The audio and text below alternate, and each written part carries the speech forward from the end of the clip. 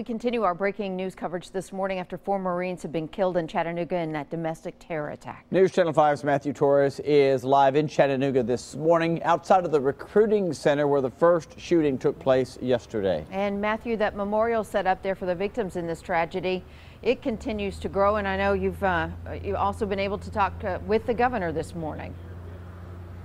Yeah, we were able to get just a little bit more information. Now, what we can't answer this morning is the motive. Why? Why is it that the shooter went inside a military facility and gunned down 4 Marines? That remains to be unanswered this morning. Now, we are out here on Lee Highway, just in front of the recruitment center, the scene of the first shooting. And let me give you an illustration right now. As you can see, it's still blocked off with crime scene tape. There is an FBI truck that's been out here all night long, but just about 5 minutes ago, FBI agents finally arrived here, as you can see, just now removing some equipment to further their investigation. Now, as we keep panning to the right, you can see there's that memorial set up by the community showing their outpour of support.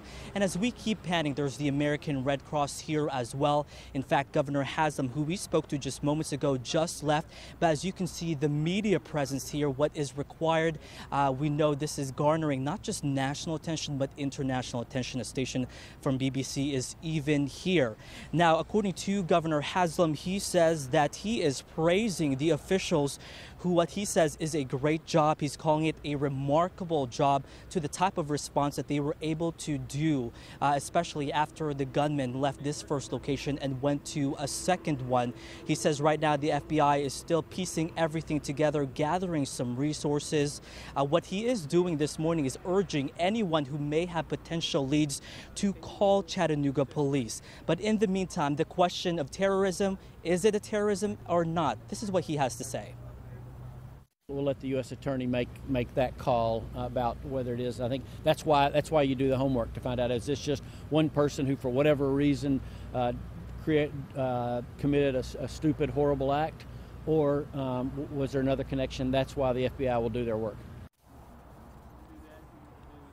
Now, as you can see right now, this is just a closer view of that memorial. Several flags planted to the ground, homemade, handmade posters here, again, showing their support and honoring those who have died here yesterday morning. Now, according to the governor, he says he's still waiting to hear back as far as the condition, the victims. No word on their names just yet. Also, as far as the family description, he is saying that there are a lot of people showing their support, wanting to know how they can help the family. He himself still has yet to really hear more about that. But in the meantime, the FBI is planning to hold another press conference this afternoon. Also, the community is preparing a prayer vigil at a local church at 5:30 this afternoon. We're trying to get more updates as soon as we can. We'll have it on air and online at newschannel5.com. For now, we are reporting live in Chattanooga. I'm Matthew Torres, News Channel 5 HD.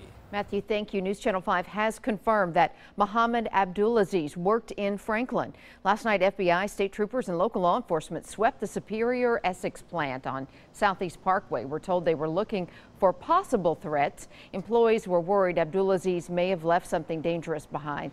A high-ranking law enforcement official asked not to be named, but confirmed Abdulaziz started working as a shift supervisor at the plant a few months ago, but called in the last couple of days sick. The plant manager would only confirm that he's working with investigators. Okay. We're working with the law. We have no comment. Okay. Okay. Can you tell me, did he call in sick the last couple of days? No comment. Thank you. Okay. We are still working to find out whether Abdulaziz also lived in the Franklin area. The governor's mansion in Nashville was briefly placed on lockdown yesterday following the shootings. No visitors or deliveries allowed in for several hours. Federal police officers were also camped outside the U.S. Naval recruiting station in South Nashville. State and local law also posted at other government offices around the area. We had troopers going by driver's license stations and staying. We had troopers going by government facilities as far as the Capitol complex, the War Memorial Plaza. We even had troopers going by military recruiting offices across the state. The lockdowns and extra security were lifted around 2 o'clock yesterday. All right, and take a look at this. The front page of the Chattanooga Times Free Press says it pretty much clearly this morning: a nightmare for our city.